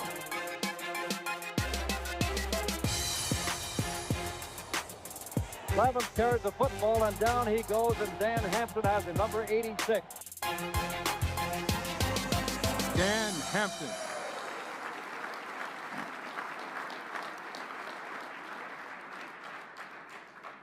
The 2000 Big Ten Lineman of the Year, a national champion from the University of Michigan, offensive lineman Steve Hutchison. College, you know, that's a great honor. To be in the mention of those guys for that honor is pretty unique in itself. For us to have a 12-0 season, I think just to be a part of a team that was a special year in a lot of years this program's been around is something special. Having not grown up in this state, you get kind of infatuated with those helmets and those uniforms on TV, and then you come here and you realize just the things that this school has done for the sport of football. It's a special place.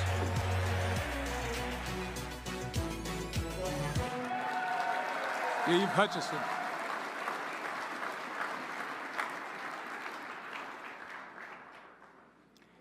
He led the University of Alabama to a national championship, won the Jim Thorpe Award, and remains the Tide's all-time leader in career interceptions. Cornerback Antonio Langham. When you have big play corners, you better make sure you know where they're at. Deep down the middle and intercepted. Antonio Langham brought it all the way out to the 38-yard line.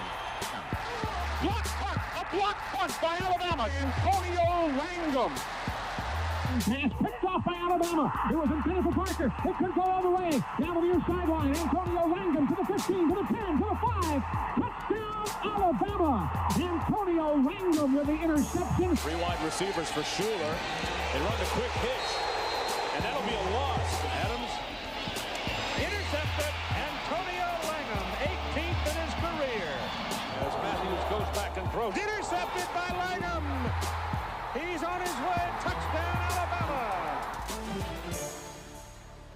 Antonio Langham.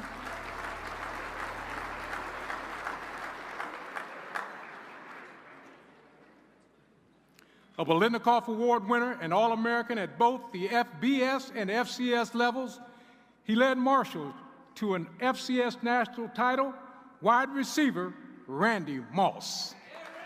There's a look at Randy Moss, 6'5", 210 pounds from Rand, West Virginia. Moss just ran right by number 34. Not a bad. Moss. Oh my, Randy Moss separates the defenders. Sir. 79 yards. Screen. I know that screen to Moss, and he's got some room and moves.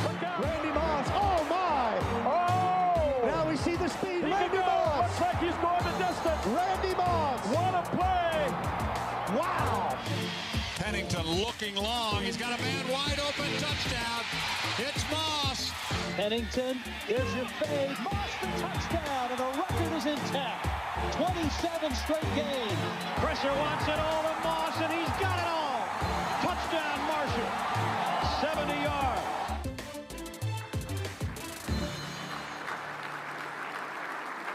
Unfortunately, Randy was unable to be here this evening, but he is well represented by a large contingent from Huntington, West Virginia.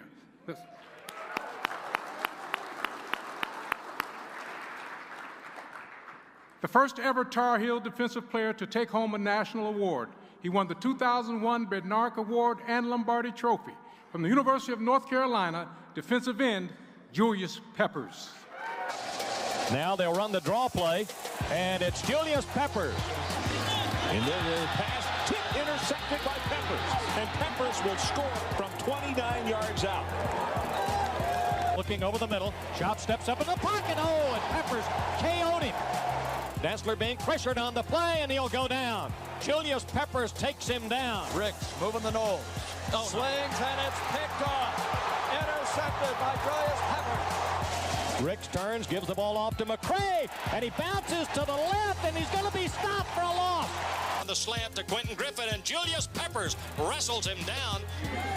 Dessler on the waggle. Peppers, what a play! Dangerous pass is picked off by Peppers.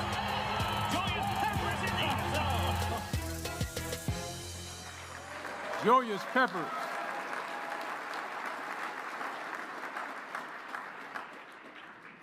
A 2006 National Football Foundation National Scholar Athlete, he won the Buckus Award and twice won the Bednarik. From Penn State University, linebacker Paul Posluszny. Brought down by Paul Posluszny, the junior from Aliquippa, Pennsylvania. He's one of the most instinctive linebackers that we've seen in years in college football, and it's because he's just a guy that works at it. Dowdell right into the hands of Paul Posluszny, the third interception of the day. Oh man, has he been the hole? Posluszny, it's got to be him. Trouble, sacks, down he goes. Posluszny's got him. Just look for 31, middle of your screen, bam. Coker trying to use that speed, chase down from behind. Posluszny says, I got some speed for you from the middle linebacker spot. He's held on to, now trying to run away, and he's sacked at the 25 by guess who? Paul Posluszny. Paul Posluszny.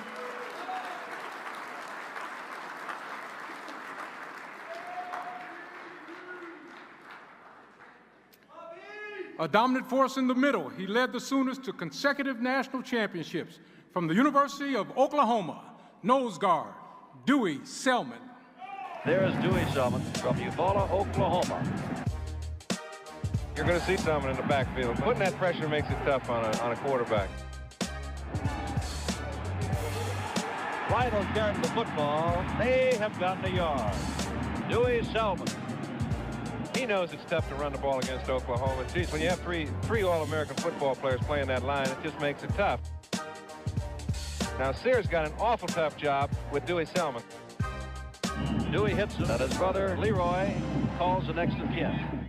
He's faking the handoff. Looks like he may have a chance. However, he's running into a big wall, and Dewey Selman there who makes the play. Dewey Selman.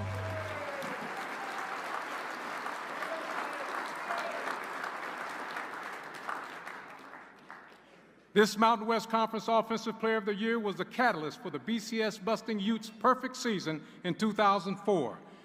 University of Utah quarterback, Alex Smith. It's led by a quarterback named Alex Smith. Now, Alex is a mature player. Yo, Herb Street, this guy is the complete package. Deep middle for Warren. Caught. Harris Warren to the 30. Alex Smith back up top. Wide open. John Matson. 27-0.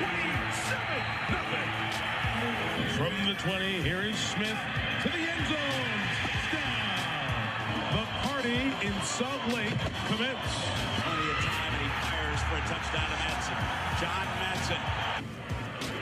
Firing Warren going for the end zone. Touchdown.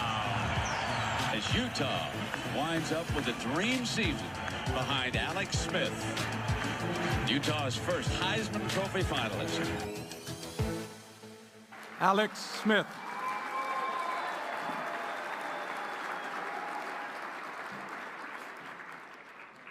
A leader on those famed wrecking crew defenses of the 90s, Texas A&M University's all-time leader in interceptions, cornerback Kevin Smith. Kevin Smith's been all over the field. Breaks it, and he's going to score. 73 yards. Hollis from the pocket. Sidearm again, intercepted by Kevin Smith at the 20, 15, 10, 5, touchdown. Watch him just come around, knock the ball away here. He's in good position, uses left arm, stays away from the receiver, knocks the ball away. Good defensive play. Throws the football, and it's intercepted down at the 1-yard line. Kevin Smith at the 1. Look at the coverage by first-team All-American Kevin Smith. The Aggies have intercepted the ball at the 12-yard line. Kevin Smith throwing in that direction. Here's an interception. Kevin Smith, and with that interception, he is tied for first place in conference history. Kevin Smith.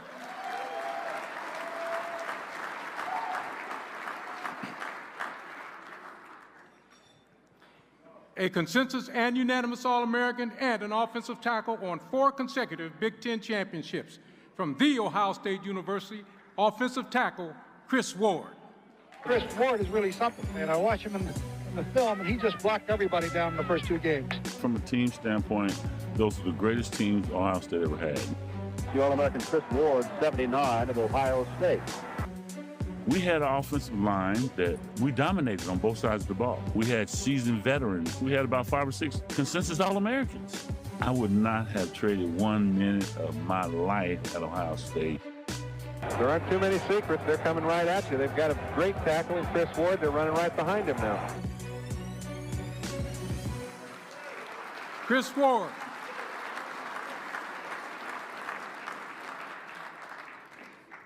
He finished his career as college football's all-time rushing leader among all divisions, a 2007 National Football Foundation National Scholar Athlete from Chadron State College, Danny Woodhead. This time Woodhead bouncing to the outside, has some running room to the 20, 10, 5, touchdown Chadron State. Oh man, what a play by Woodhead as he breaks it to the outside. For Woodhead, he takes the shovel from McLean, goes down the sideline, stops on a dime on that wet field. The real star of this team is their fine tailback, Danny Woodhead. A good, powerful runner and a nice offense to complement his abilities. Woodhead showing off his 4.4 speed. He goes 60 yards for the touchdown from 5 yards out. Some tough running by Woodhead, his 103rd career touchdown.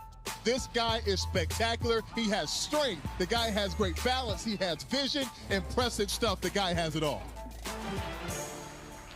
Danny Woodhead.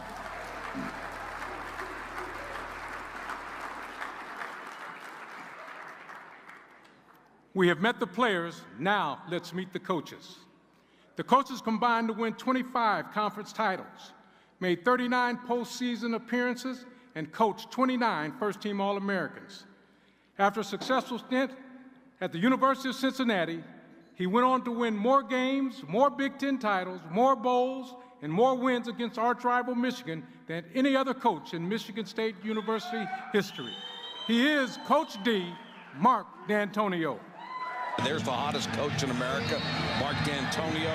This is the highest-ranked opponent Cincinnati has ever beaten. For the very first time, Mark D'Antonio is leading his team on a march to what Spartan Nation hopes is a bright future. Bates is going to throw. He's going. Touchdown! Michigan State wins it in overtime.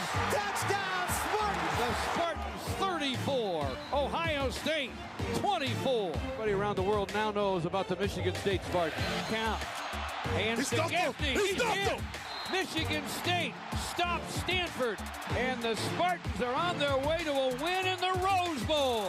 Whoa, he has trouble with the snap, and the ball is free. It's picked up by Michigan State's Jalen Jackson, and he scores! And the Spartans are champions of the Big Ten for the 9th time, and for the 3rd time in 6 years under Mark D'Antonio. Mark D'Antonio.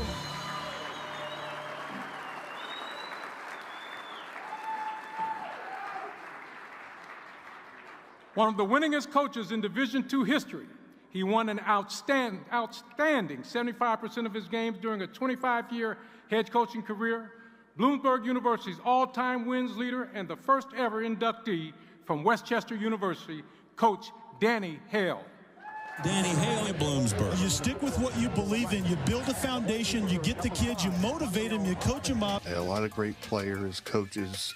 Fortunately for me, I was able to attract some great men that bought into the program, coaching staff that stayed with me and loyal. I just couldn't ask more.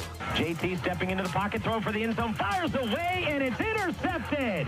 It is intercepted by Bloomsburg. Bloomsburg is going to go on to the championship. It's a great honor for the totality of the program with all the players that are involved, the coaches. We're all part of it. We all share in this award. Danny Hale.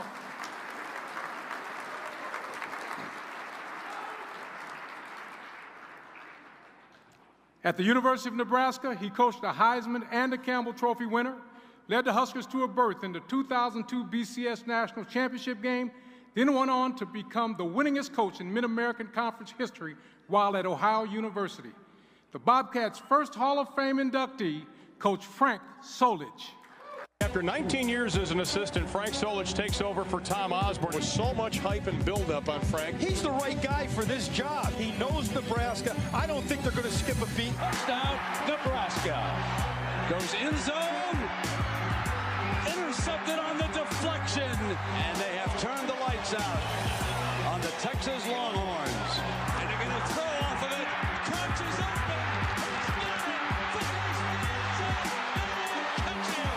The biggest win of Solich's career. The Ohio Bobcats celebrate their first win under Frank Solich. Floats it to the back of the end zone. Caught. Huge win for Ohio. The Bobcats have gone back to back to back in bowls. Coach Frank Solich.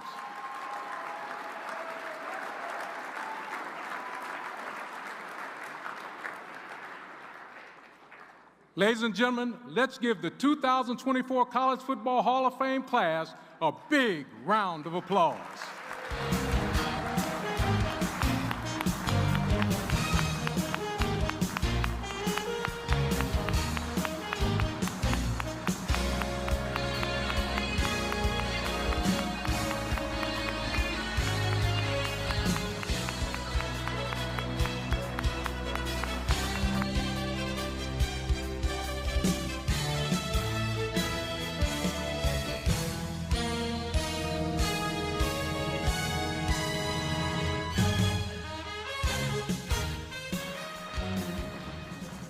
We have asked 3 members of the class to sit down with Charles Davis and respond on behalf of the class.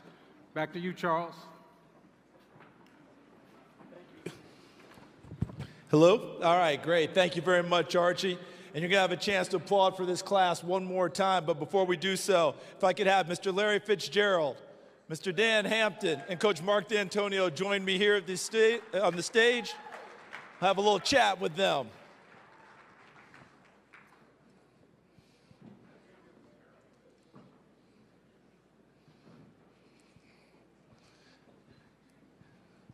You'll be right here, Coach. Thank you. You'll be right here.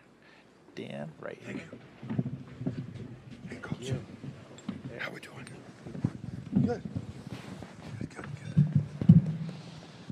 So these 3 men have been selected to give the response on behalf of their classmates here.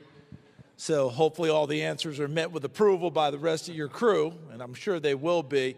Larry Fitzgerald, University of Pittsburgh. Let's start with you. You heard those stats. Less than 1% of all of us who ever played this great game of football end up here and going into the Hall of Fame. If you could think about not just yourself, but your classmates, what would you think this honor would mean to all of you? No, it's a tremendous honor. There's nothing greater than to be able to do something you truly love with your brothers and to be recognized, in the highest way. All these men have done unbelievable things in their playing career in their communities and paved the way for the next generation of players coming behind them who are astute academically, athletically, and this is the vibrance that we create, as athletes, and it's a wonderful thing to be a part of. You follow in the tradition and you pay it forward, don't you? That's the key. That's the key. Yeah, that's pretty good. Dan Hampton, University of Arkansas. It says here that you had not been back to Arkansas and seen them play in person since your last game. Is that true? That is correct. And, over the course of my career, I know you were busy doing a few other things. Well, but it was fantastic to actually get back to Fayetteville. But, the one thing, and your question to Larry is it kind of strikes to the core of what makes college football so great. During all the highlights of all the players, I was watching your faces, and everybody was raptly looking at these highlights. Now, of course, mine were black and white a long time ago, but everybody loves the game, and we are so fortunate. And your question about the teammates, Larry wouldn't be here, I wouldn't be here, Coach wouldn't be here if it wasn't about the actual team. And, at the end of the day, we were so fortunate. And you say 1%, we're the lucky 1% because we were given an opportunity to go out and play this fantastic game. And, hey, people love it. It's great. You know, Dan, I'm going to follow up with you there because your first visit back was for your on-campus salute, which is one of the great things I think the NFF does, where you get to go back on campus, where it all happened for you, and people were there and remembering. What was your on-campus salute? What did that mean to you? What was it like being back there in Fayetteville? Well, there's a lot of good, and I saw a lot of my former teammates. I saw a lot of the great Razorback fans, go Hogs, and everybody. But unfortunately, we didn't have such good luck with LSU that night. They gave us a headache. But, you know, at the end of the day, you know, that's where it all started. It's ground zero. You know, a lot of us go on to have other careers, pro football or whatever. But that's where it all started, where we were 18, 19-year-old kids, and this is where we decided on what we would make our future. And it was great to go back. A long time later, 40-something years, but it was great to be back. Yeah, and I bet those 40 years just melted away when you were back on campus. Larry, when you were back there, I understand they had bobbleheads and the whole thing going. Did you get a cut of the action? No, I did not get a cut. And I don't need it. You know, what the University of Pittsburgh has done for me in my life, I could never repay. The loyalty, the love, the camaraderie, teammates that are here supporting me, flew all the way out here from Pittsburgh to be here. And, you know, I just, the Pittsburgh contingency, the way they treated me, it's, you know, they took me in when I was really struggling, you know, going through a difficult time in my life. And I know everybody on this stage can attest for an experience like that at the university that they were attending. And, you know, to be able to be recognized in front of your home team and get a big win, it was an unbelievable moment, one I'll never forget. Yeah, and you and I shared a coach, Walt Harris. I played for Coach Harris at Tennessee. Yeah. You played for him in Pittsburgh. Yeah. Coach D'Antonio, you got a couple of salutes, didn't you? I mean, you get a couple of those on campus. You had Cincinnati, you had Michigan State. At Michigan State, big thing was that probably about 200-plus players come back. And, yeah. You know, it takes so many different people to make a program. You got to have guys that play, obviously, but your administration has to believe in you, and then also, you know, your fellow coaches, your staff, so many different people. So it takes special people. It certainly does, and I just want to follow up on that very quickly because Dan and Larry have both talked about the teammates, the camaraderie, all those things. You get the same thing with coaching, but it's a little bit different because as a player, we want to come back and show our coach that we went off and we were successful. We absorb those lessons. We bring our families back, our friends back. We want to do all those things. How rewarding is it when those players come back and see you, Coach? Well, it's special, you know, because you share so much. You share sorrow, but you also share a lot of successes and things of that nature, and you see them go on and become, you know, men and have families of their own. And so there's a lot of growth that, you know, when you're 18 years old, and you become 22, there's a lot of growth there. So, again, you know, I've talked to them about dreaming big, and so many of them have been able to do that. Coach, I'm going to finish it all up with you here. You don't go into coaching to end up here this night. That's not the number one thing that's on your mind when you go into coaching. For you, Coach Hale, Coach Solich, going into coaching almost feels like a calling in a sense. Can you try and sum up to us what it means to go into coaching and take that responsibility to mold youngsters like us into people that can be productive and have those kind of lives, as well as win a couple football games along the way? Well, I know we're up here because we win a lot of games and things of that nature, but the wins and losses will not define you. It'll be the people that played for you and how they handle adversity and go through their lives and become men and have families and the things that they do after. And, you know, I think that's what inevitably that's, you know, coaching will take you in that area, and it's where it took me a little bit. So we've had great success. But again, I just keep always saying that, you know, when you look at awards like this, these are program awards, team awards, and get a chance to complete your circle a little bit and dream big. I've always said it's special time, special place, special people. No doubt, and all the people up here are special. And as we conclude, I just want you to know that Dan Hampton is up here and is a College Football Hall of Famer, but the vote was a little close for a while there because at one point in his career, he broke the nose of the National Football Foundation chairman in a game, Archie Manning. So we were withholding a little vote for him for a while, but eventually Mr. Manning relented and said, okay, he can go in. Ladies and gentlemen, Coach Mark D'Antonio, Dan Hampton, Larry Fitzgerald.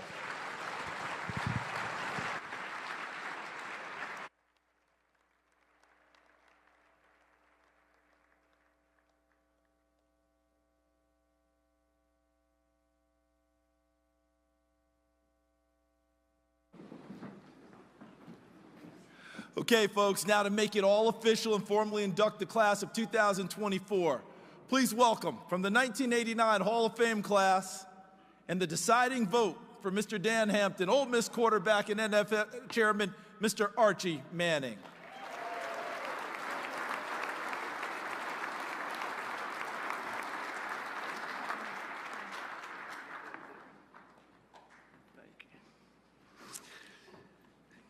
Gentlemen, please rise and place your Hall of Fame ring on your finger.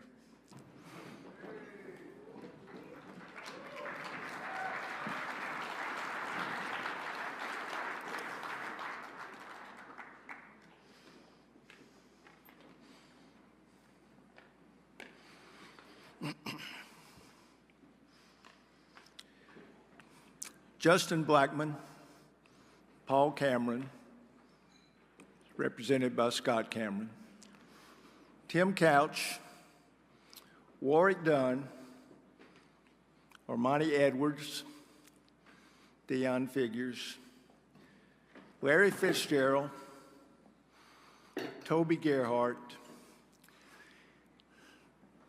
Dan Hampton,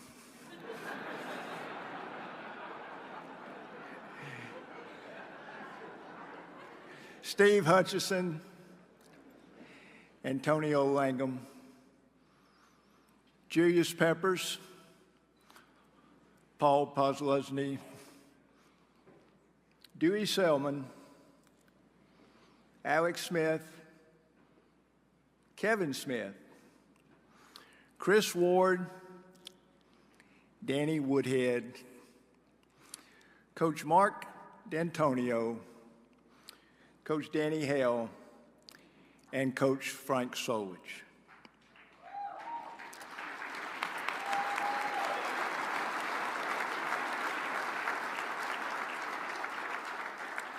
On this date, December 10, 2024, the members of the Honors Court, the Board of Trustees, and the 120 chapters of the National Football Foundation have noted you worthy of enrollment in the NFF College Football Hall of Fame.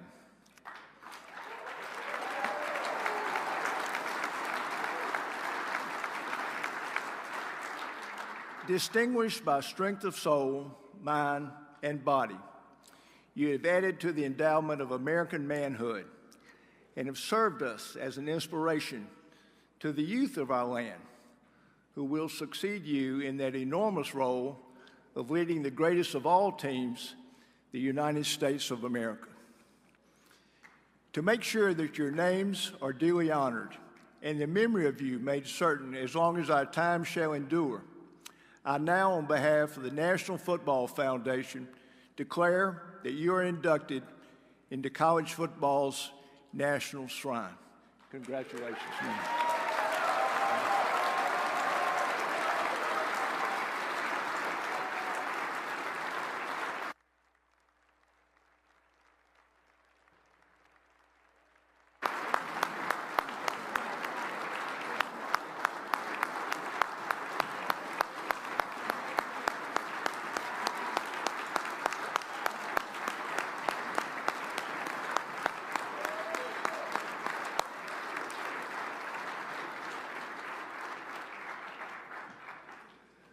All right. It's been a night, hasn't it? Congratulations to all the honorees. Happy holidays to all. It's been my honor to be up here with all of you tonight. Thank you very much for your time, attention, and enthusiasm. I want to thank the National Football Foundation, Mr. Steve Hatchell. I want to thank all of his great, tremendous staff, Hillary Jeffries. I want to thank Matthew Sine and everyone there, Courtney Morris and Archer. They did a great job. And now, please welcome America's beloved tenor, Daniel Rodriguez, and let's go out of here singing with love in our hearts, God Bless America.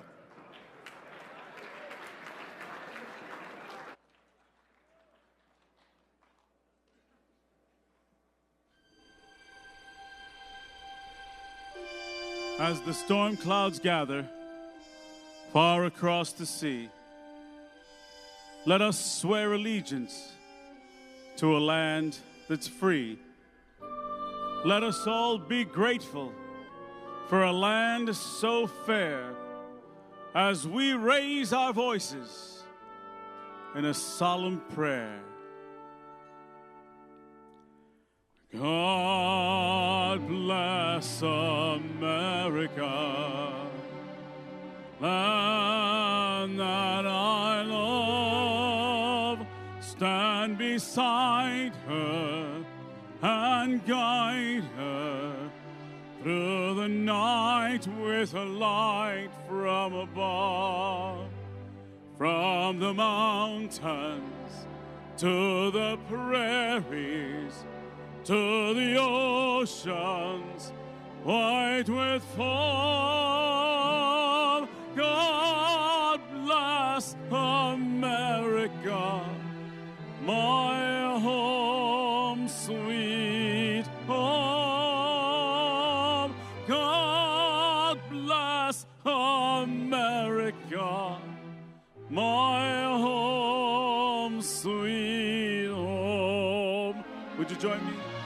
God bless America, land that I love. Stand beside her and guide her through the night with a light from above. From the mountains to the prairies, to the oceans white with foam. God bless America, my home, sweet home. God bless America, our home, sweet